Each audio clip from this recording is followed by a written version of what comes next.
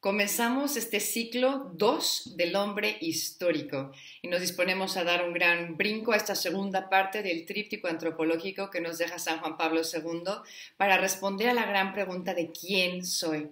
Y obviamente era importantísimo entender nuestros orígenes, de dónde venimos, y recordamos lo que decía el Papa, que realmente todo lo que se vive, las experiencias originarias de nuestros primeros padres, nos van dando a nosotros como esos ecos que experimentamos en el día a día de la vida, ¿no? Y que nos van diciendo que tenemos una santa herencia y nos van dando como luz y dirección hacia lo cual nuestro corazón anhela.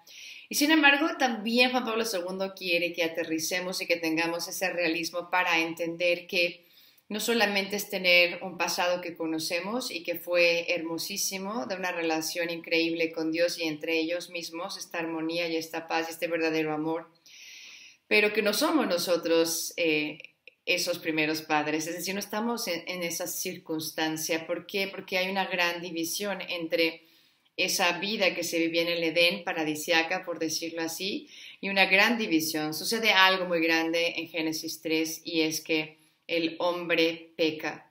Entonces es el pecado original el que divide drásticamente el hombre originario de este hombre histórico que vamos a empezar a estudiar.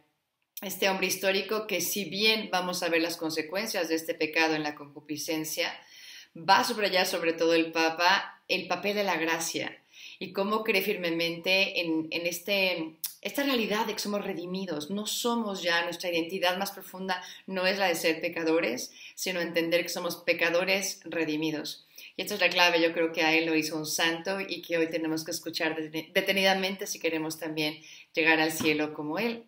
Son 40 catequesis que Juan Pablo II pronunció del año 1980 al 81 y, como dije hace un ratito, es la historia del hombre influenciado por el pecado, pero sobre todo la historia del hombre redimido en Cristo Jesús.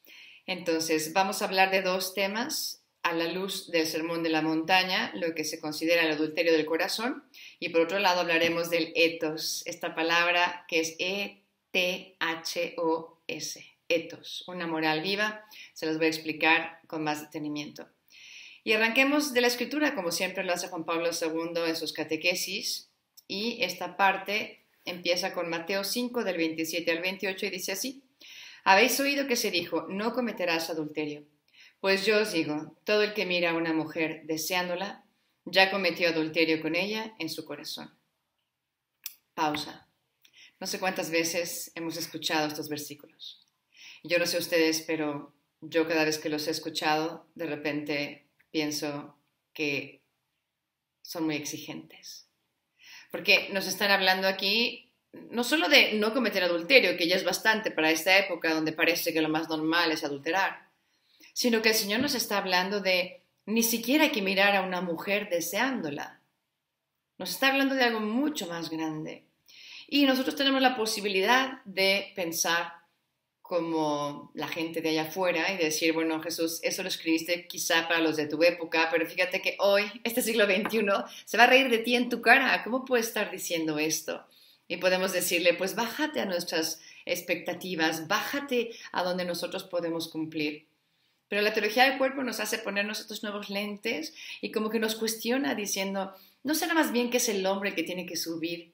El hombre que tiene que confiar en que si Dios nos está como alzando el listón es porque Él sabe de lo que somos capaces y que quizá este mundo nos ha dejado como muy achatados en nuestra capacidad de ser mejores, en nuestra capacidad de amar y nos la hemos creído de que somos incapaces del amor verdadero, cuando en realidad el Señor nos ha capacitado, nos ha dado ejemplo y nos ha ganado la gracia.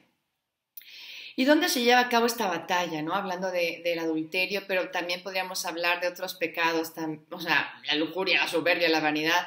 Cuando hablamos de pecado, hablamos de esta lucha, ¿no?, entre el egoísmo y lo que no es pecado, pues tiene un amplio horizonte, no solamente la lujuria. Bueno, fuera que el hombre solo peca de lujuria, pero bueno, hay gente que a veces reduce la explicación de esta parte a la batalla que sucede contra la lujuria en el corazón del hombre. Pero yo quisiera que ampliaran este horizonte y entendiéramos con esta cápsula que esta batalla es contra cualquier pecado, contra cualquier mal y siempre sucede dentro de nuestro corazón, donde nos debatimos entre amar o no amar y ahí ¿qué gana o quién gana? Tiene que ver con a quién alimentamos, ¿no? ¿Qué fomentamos? ¿Qué es lo que creemos? ¿Qué cultivamos? Entonces, una invitación para entender esta parte donde dice, en el corazón es donde conocemos y experimentamos el verdadero significado del cuerpo, o donde por la dureza del corazón somos incapaces de entender el verdadero significado del cuerpo, que ya explicamos en la cápsula pasada, es la donación, ¿no? Esa capacidad que tenemos para entregarnos al otro. Las palabras de Cristo, entonces, podemos concluir que no son realmente una condenación al corazón humano, sino un llamado. Y cuando Cristo nos llama, nos da la gracia para cumplirlo. El llamado es una promesa. El Señor también se compromete contigo cuando tú confías en Él y te abres para escuchar sus enseñanzas. Confiar en este Dios que es bueno, confiar en este Dios que es Padre, confiar en este Dios que nunca nos va a probar más allá de nuestras fuerzas. Pero nosotros tenemos que soltar y romper nuestros esquemas y mirarlo a los ojos y decir, ¿estás seguro de que yo puedo hacer esto? Y ver que nos lanza así su mano para decirnos, aquí estoy contigo y puedes brincar muchísimo más alto. Fuiste hecho para mucho más de lo que hasta ahora el mundo te ha dicho que eres capaz, ¿no? Este mundo que suele reducir al hombre a sus impulsos sexuales, casi a sus instintos como si fuéramos animales, y en realidad somos más bien imagen y semejanza de un Dios para quien no hay imposibles, y si le prestamos nuestra pequeñez y nos abrimos totalmente a su poder, podremos realmente vencer el pecado y dejar que la gracia tenga la última palabra. Quiero leerles 2 citas de Juan Pablo II respecto a este adulterio del corazón. Y la primera está en la Catequesis 43, en el párrafo 7, y dice así: las palabras de Cristo exigen, por decirlo así, que el hombre entre en su plena imagen. El hombre debe descubrir de nuevo la plenitud perdida de su humanidad y querer recuperarla. Y finalmente leerles de la Catequesis 101, el párrafo 6 y el 7. En el Sermón de la Montaña, Cristo asigna como tarea a cada hombre la dignidad de cada mujer. Sostener esta dignidad le es asignado como etos a cada hombre, varón y mujer. Se le asigna a su corazón, a su conciencia, a sus miradas y a su comportamiento. ¡Wow! Realmente vamos a volver a leerlo, aunque esta cápsula tenga que ser breve. Entender que el Señor te confía, te da la encomienda de que cuides al otro sexo, ¿no? Que el varón cuida a la mujer, que la mujer de alguna manera cuida al varón, y le dice, te lo asigno a tu corazón, a tu conciencia, a tu mirada y a tu comportamiento. Si de verdad entendiéramos, ¿no?, que cada persona que está a nuestro lado, independientemente de que sea varón o que sea mujer, es un hermano, y un hermano que el Señor nos confía para que lo llevemos a la vida eterna. Si entendiéramos lo más profundo de nuestra esencia en cuanto a sexualidad, no sé, por ejemplo, si el varón entendiera que la esencia de su masculinidad no está en, yo qué sé, alzar coches con su fuerza o construir grandes edificios, sino que entendiera que el Señor lo ha dotado de fuerza, pero precisamente para proteger al otro y no para que la otra persona tenga que estarse cuidando de él. Es triste cuando hay mujeres que tienen que cuidarse del varón, en vez de sentirse que se acogen a la sombra de un árbol que les protege y que nunca les miraría degradándolas a condición de objeto. Bien, pasemos a etos como una moral viva para entender esta palabrita. Vamos a hacer uso de esta otra que conocemos mucho más, que se llama ética. Y la ética tiene que ver más con los mandamientos, ¿no? Y es como una moral externa que es muy concreta, detallada, de la ley que es natural, ¿no? La ley eterna, que es la de Dios, que se encarna en el corazón del hombre, que es la ley natural, pero que tiene que tener especificaciones. Y aquí entra todo este campo de la ética, de las reglas, de los mandatos, de tal cual, los 10 mandamientos que tenemos. ¿Y qué es el etos? No es el enemigo de la ética, más bien el etos nos va a estar hablando de una ética que se ha internalizado. De alguna manera la ética es algo muy objetivo, concreto, y el etos se refiere a todo lo subjetivo que pasa en el interior del corazón del hombre. Ahí donde están sus valores, y pueden ser valores que atraigan o pueden ser valores que no atraigan, pero es lo que está profundamente dentro. De alguna manera podríamos decir que el ethos es el corazón de la ley, el corazón de la conciencia, ¿no? Lo más profundo que hay ahí dentro de nosotros. Y para explicarlo, les quiero leer un versículo de Mateo 23, 26 que dice: si vuestra justicia no supera a los escribas y fariseos, no entraréis en el reino de los cielos. Fariseo ciego, limpia primero lo de adentro del vaso y del plato, para que lo de afuera también quede limpio. ¿Qué está haciendo aquí Jesús? Pues nos está recordando que él también se peleó muchísimo con estos fariseos que se preocupaban tantísimo de la ley, y que está bien, obviamente hay que respetarla y está ahí puesta para algo y nace del bien, o por lo menos así era antes. Desafortunadamente vivimos en un mundo en el siglo XXI donde la ley ya no está a nuestro favor, la ley no es la verdad. La ley ya es como un resultado de intereses políticos que están manipulando a la persona humana, a veces hasta con, bueno, muchas veces con valores anticristianos. Pero bueno, la ley tendría que haber buscado realmente el bien de la persona humana, el bien de la población que se nos ha encargado, del estado del país. Creo que lo más importante en todo esto es entender que de alguna manera estamos pasando del Antiguo Testamento, donde estaban las tablas de la ley, a un Nuevo Testamento, donde lo más importante no es tanto el cumplir, sino es querer cumplir. Es hacer que este corazón se transforme y que desde el amor abrace algo y lo cumpla, pero porque quiere y porque nace desde su interior, no porque algo se le ha impuesto y está obligado a hacerlo casi que contra su libertad. Dejar que Cristo, ¿verdad?, reine en nuestro corazón para que entonces sea más fácil optar por cumplir esta ley.